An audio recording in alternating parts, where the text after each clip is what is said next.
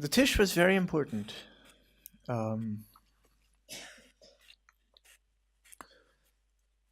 The Tisch is a powerful experience, especially in the skver community. In many communities, it is. Some groups do it better than others. I think we did it the best. You still But say we. yeah, I still say we sometimes. Just as a complete tangent, I actually had an essay recently where I argue that one can be a cultural chassid and not a religious chassid in the same way that one can be a cultural Jew even if one is not a religious Jew. And so in some ways I'm still a cultural chassid and even a cultural skver chassid. And so that's why I might say we. I still identify in a very powerful way with the group that I came from. But back to the Tisch. The most important thing that I would say about that is when I left that community, the most powerful thing that I felt lacking was the experience of gathering in communion with people in that particular format where you engage all your senses together with the same single focus.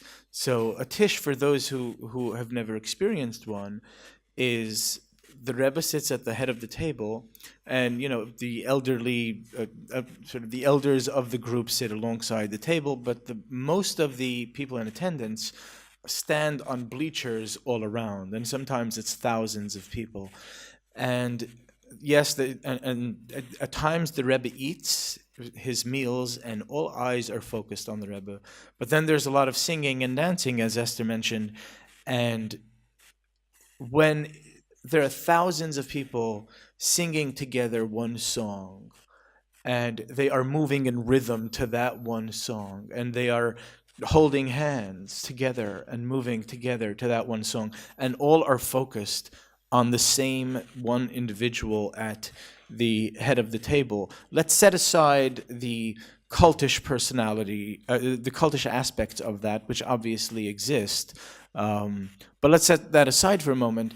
There's something incredibly powerful in having your every single sense, your sights, your sounds, the tactile senses, even the smells, all engaged together with that one very, very particular focus. And it might be a very powerful song, and people are dancing to it.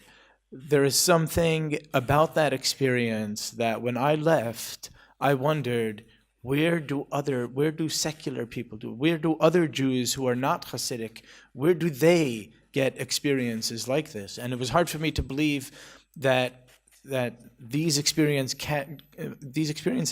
cannot be replicated elsewhere. I simply could not believe that because it seemed so essential certainly to my humanity, and my intuition said that means that it has to exist outside of this particular group and outside of our groups.